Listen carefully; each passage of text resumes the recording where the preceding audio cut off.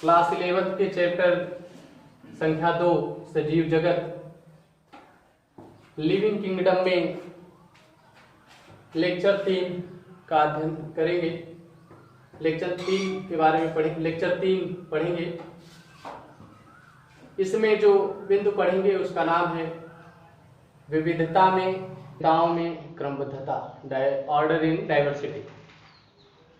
हम पिछले क्लास में देख रहे थे कि विविधता क्या होती है, डाइवर्सिटी किसे कहते हैं। तो उसके बारे में हमने देखा था, सुना था कि जीव जगत में पाई जाने वाली जो जीव जातियां होती हैं, इनमें बहुत सारी विभिन्नताएं होती हैं। उनके आकार में, माप में, रूप में, रंग में, स्वभाव में। इन्हीं असमानताओं को, इन्हीं विभिन्नताओं को जैव विविधता कहा जाता है। इन विविधताओं में भी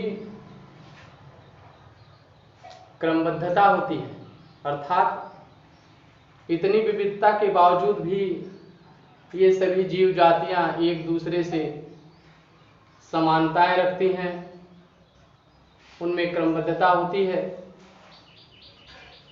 हम देखते हैं विभिन्न प्रकार के जीव जंतु, पेड़ पौधे इस प्रकृति में पाए जाते हैं, जैसे बिल्ली, कुत्ता, भालू, बंदर, मछली, मेढक। ये सब भिन्न भिन्न रूप रंग वाले होते हैं, परंतु अगर इनमें हम समानताओं का ध्यानपूर्वक अध्ययन करें तो हम देखते हैं सभी मछलियां, रूप रंग में थोड़ा अंतर तो होता है, परंतु इनमें बहुत सारी समानताएं होती हैं, बहुत सारे लक्षण एक ही जैसे मिलते हैं। इसलिए इन्हें हम एक ही समूह में रख सकते हैं। इनके लिए एक समूह बनाया गया जिसे हम पीसीज कहते हैं। कुत्ता, बिल्ली, भालू, बंदर, मानव, ये सब एक दूसरे से अलग अलग रंग रूप में, स्वभाव में दिखते हैं, परंतु इन सब में कुछ समानताएं भी होती हैं। जैसे सभी के शरीर पर बाल होते हैं, इनमें मादा में सभी में शिशु को दूध पिलाने के लिए स्तन ग्रंथियां पाए जाते हैं, स्तन विकसित होते हैं। इसलिए इनको एक अलग समूह में रखा जाता है जिसे हम मैमेलिया या स्तनी कहते हैं। इस तरह से हम देखते हैं कि अलग अलग जीव विविधता दर्शाने के बावजूद भी एक दूसरे से क्रमबद्धता दर्शाते हैं। तो इन क्रमबद्धताओं को एक दूसरे से देखने के लिए, एक दूसरे से जोड़ने के लिए अलग अलग समूह बनाकर इनको एक साथ रखा जाता है। इन्हीं बड़े बड़े समूहों को ही हम टैक्सा कहते हैं, या इनकी एक इकाई को हम टैक्सॉन कहते हैं। टैक्सा, इसको आप समूह, इसकी इकाई जिसको आप टैक्सॉन कहते हैं। तो ये इन समूहों का अध्ययन करें तो हमको इन जीवों की विविधताओं में भी समानता या क्रमबद्धता देखने को मिलती है। आगे हम पढ़ेंगे इसी चैप्टर की अगली हेडिंग, जिसमें हम जीवों में पाए जाने वाले विभिन्न लक्षणों का अध्ययन करेंगे।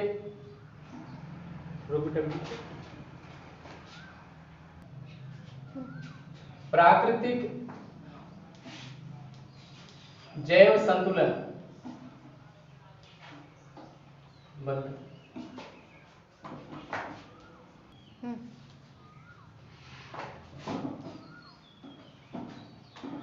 प्राकृतिक जैव संतुलन यानी कि प्रकृति में जीवों का संतुलन।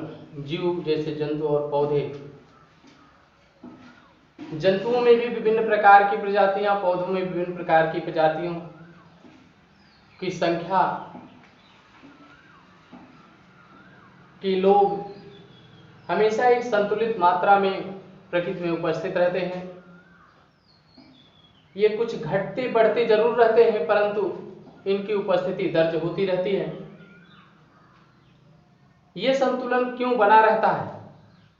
जीवों का संतुलन क्यों बना रहता है? इसके संबंध में एक जीव वैज्ञानिक ने कहा है कि इंग्लिस्तान की समृद्धियां यहाँ की बूढ़ी दाइयों के कारण होती है।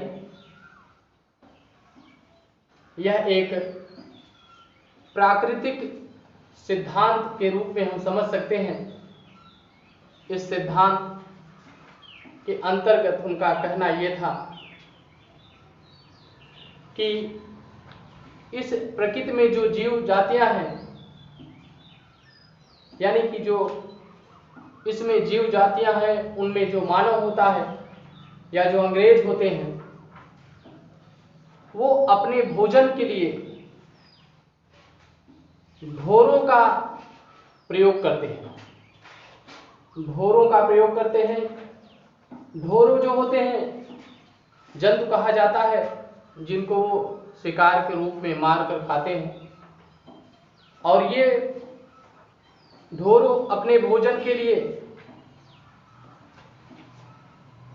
पौधों पर आश्रित होते हैं और पौधों में परागण की जिम्मेदारी या इनके वंश के विस्तार की जिम्मेदारी तितलियों पर होती है। ये तितलियां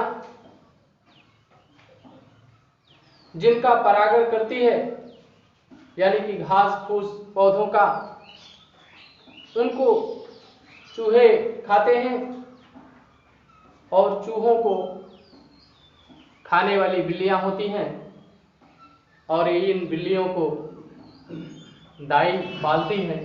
दाई अर्थात सेविका।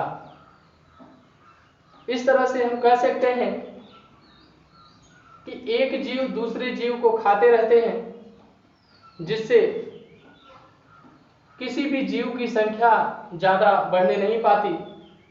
और जब संख्या ज्यादा नहीं बढ़ती तो सबका संख्या और सबका उपस्थिति समान रूप से यहाँ पर बनी रहती है। प्रकृति में सभी जीव अपने अपने क्षेत्रों में अन्य जीवों के साथ एक निश्चित संबंध रखते हैं। अगर प्रकृति को समझें तो प्रकृति को हम एक विशाल जैव समूह कह सकते हैं। जैसे जीवों में उदाहरण के रूप में देखें तो वो वातावरण से O2 लेते हैं, परंतु समस्त जीवधारियों की बात करें, समस्त जीवधारी वातावरण से O2 लेते हैं, परंतु वातावरण में O2 की कमी नहीं होती। पौधे वातावरण से CO2 लेते हैं, परंतु इस वातावरण में CO2 की कमी नहीं होती। इनके बीच कैसे पदार्थों का लेन देन होता है, इसको हम एक आरेख द्वारा समझ सकते हैं, जिसे हम देख लेते हैं। चलिए, इस तरह से हम इस चित्र द्वारा समझ सकते हैं कि जीवों में संतुलन की प्रक्रिया कैसे बनी रहती है या प्रकृति का संतुलन कैसे बना रहता है। यहाँ पर हम देख रहे हैं, ये मृदा के अंदर ये मृदा की प्रक्रिया है, ये बाहर की प्रक्रियाएं हैं, मृदा के बाहर जिससे वातावरण की प्रक्रियाएं हैं। समस्त जंतु के मृत पदार्थ, मृत शरीर या उत्सर्जी जो पदार्थ होते हैं वो मिट्टी में मिल जाते हैं। इन उत्सर्जी पदार्थों में यूरिया, अमोनिया, नाइट्राइट्स और नाइट्रेट्स के रूप में विमुक्ति होती है अपशिष्ट पदार्थों की, और इनके शरीर के अपघटन से विभिन्न प्रकार के जो मिनरल्स बनते हैं, खनिज मिलते हैं, ये भी मिट्टी में घुल जाते हैं, ये भी मिट्टी में घुले होते हैं। अर्थात मिट्टी में या मृदा में इन पदार्थों की पूर्ति इनके शरीर से होती है, मृत शरीर और उत्सर्जी पदार्थों से होती है। पौधों को इन पदार्थों की आपूर्ति इसी मृदा से होती है, ये जड़ों द्वारा यहां से अवशोषित करते हैं। ये पौधे भोजन के रूप में पौधों द्वारा प्रयोग किए जाते हैं, अर्थात जंतु अपना भोजन पौधों से प्राप्त कर लेते हैं, पौधे अपने आवश्यक पदार्थों को मृदा से प्राप्त कर लेते हैं। गैसों की आपूर्ति कैसे होती है ये भी आप समझ सकते हैं। पौधे प्रकाश संश्लेषण की क्रिया में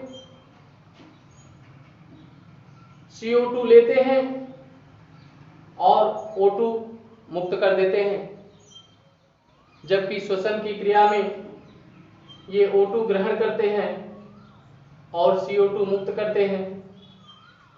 जंतु में केवल श्वसन क्रिया होती है, जिसमें ये वायुमंडलीय ऑक्सीजन को ग्रहण करते हैं और कार्बन डाइऑक्साइड को मुक्त करते हैं। अतः इनके बीच जो गैसों का लेन देन है, उन गैसों का जो स्थानांतरण है वो लगातार चलता रहता है, इन्हीं के द्वारा उत्पन्न किया जाता है, इन्हीं के द्वारा ग्रहण किया जाता है। इसलिए इन पदार्थों की भी कमी प्रकृति में नहीं हो पाती और इनके लिए आवश्यक पदार्थ यहाँ से बनते हैं, यहाँ से अवशोषित होते हैं इनके द्वारा और यहाँ से बनते हैं। अतः इनकी भी आपूर्ति या इनकी भी कमी प्रकृति में नहीं हो पाती। इस जीवों के बीच इस तरह से पदार्थों का लेन देन होता रहता है और इनके बीच का संतुलन भी बना रहता है। आप कह सकते हैं पदार्थों के चक्रीकरण उपभोग से प्रकृति में इन पदार्थों की कमी नहीं होती और जीवों को निरंतर ये पदार्थ मिलते रहते हैं। इसी को प्राकृतिक जैव संतुलन, बायोटिक बैलेंस ऑफ नेचर कहते हैं। इसके पश्चात हम अगले टॉपिक की ओर जाएंगे, जिसे वर्गीकरण से संबंधित देखा जाता है, जिसमें वर्गीकरण की आवश्यकता का हम अध्ययन करेंगे।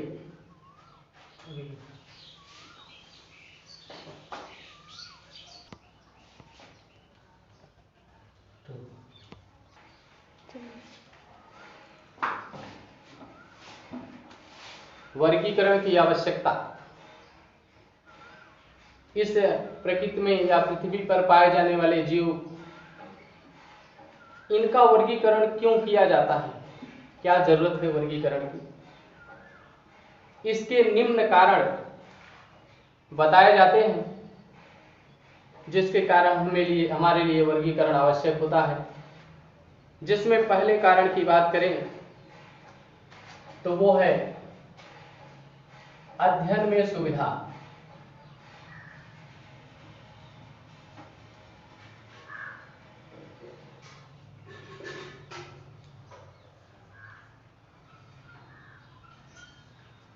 अध्ययन में सुविधा अर्थात कन्वेंशंस ऑफ स्टडी।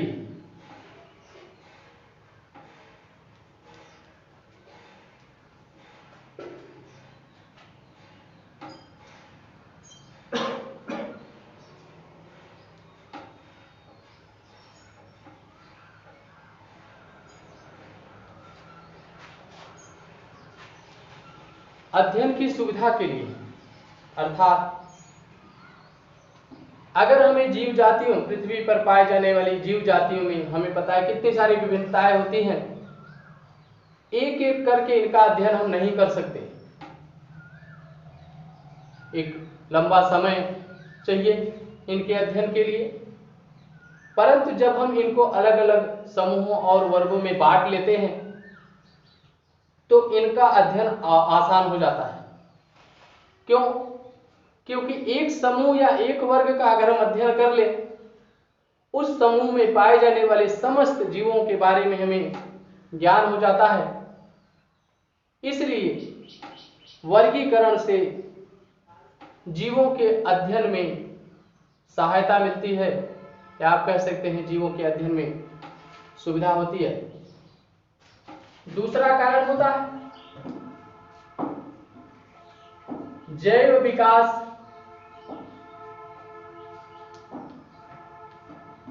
के प्रमाण।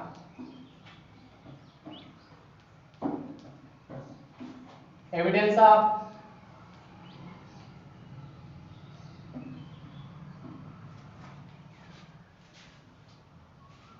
Organic evolution.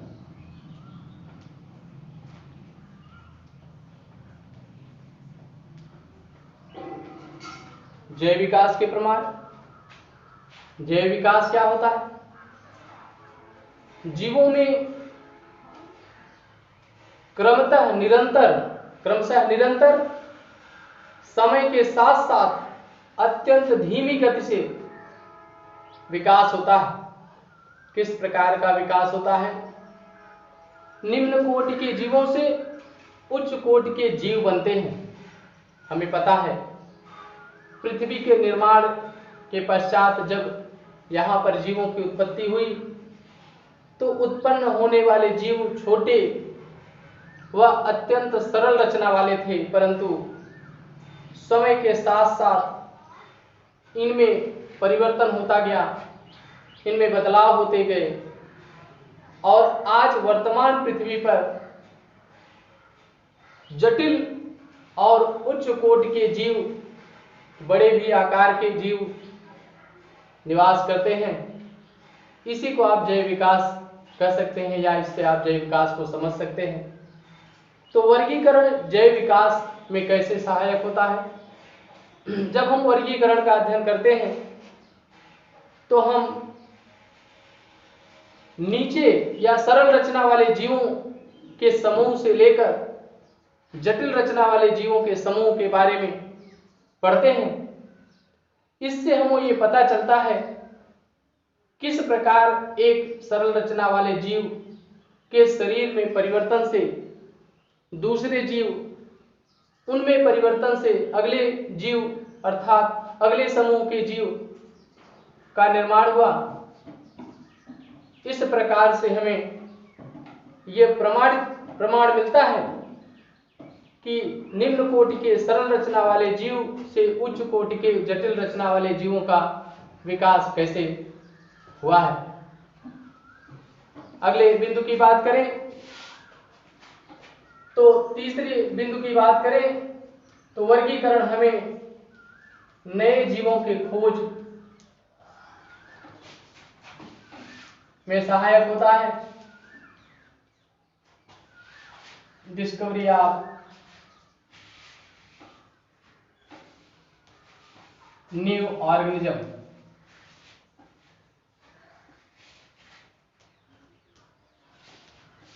अर्थात नए जीवों की खोज में भी वर्गीकरण से सहायता मिलती है। क्यों? कैसे?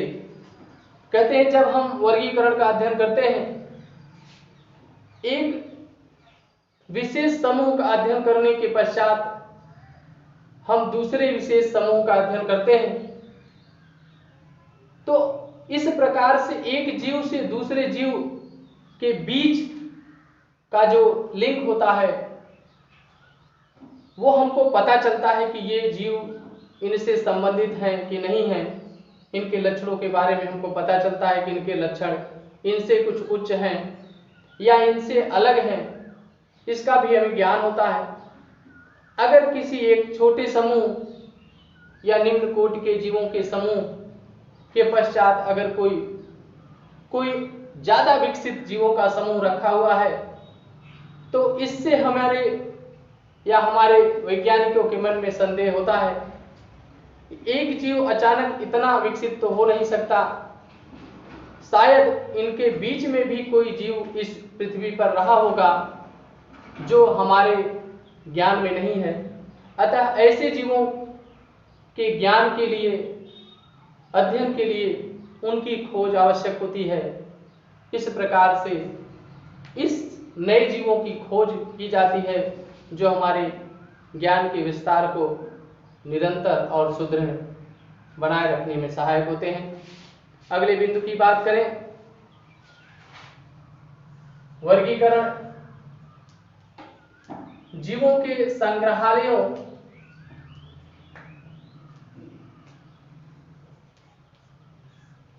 में रख रखाव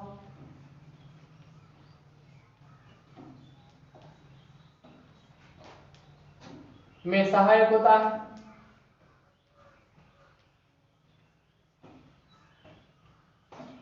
अर्थात आप कह सकते हैं, जब हम संग्रहालय अर्थात म्यूजियम में जीवों को व्यवस्थित करते हैं, उनको कैसे रखा जाए, किसे कहां रखा जाए, इसको जानने के लिए हमको वर्गीकरण का अध्ययन आवश्यक होता है।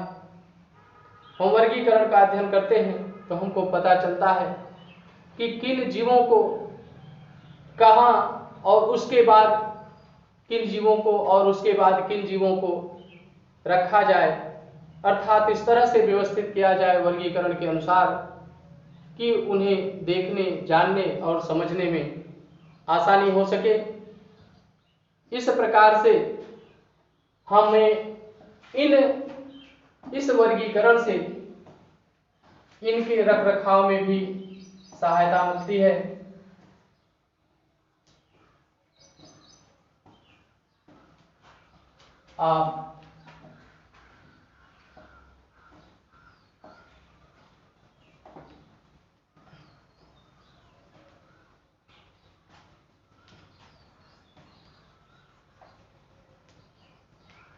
अगले बिंदु की चर्चा करें तो ये वर्गीकरण हमें अनुकूलन का ज्ञान कराता है।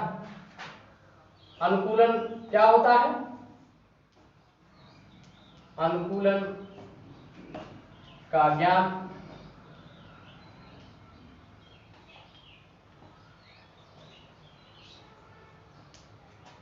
स्टडी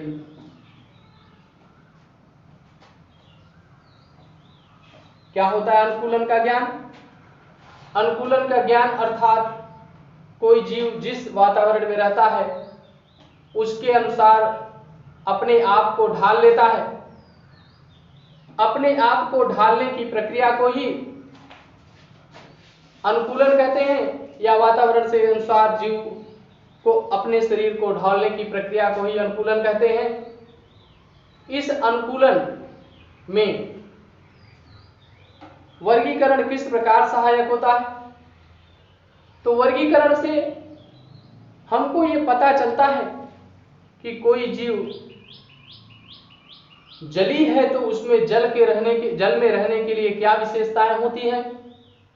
कोई जीव स्थल पर है तो स्थल पर रहने के लिए उसमें क्या विशेषताएं होती हैं, अर्थात क्या लक्षण होते हैं। तो वर्गीकरण से हमें उनके अनुकूलन के कारणों का पता चल जाता है कि वो किसी स्थान पर रहने के लिए क्यों अनुकूलित होते हैं।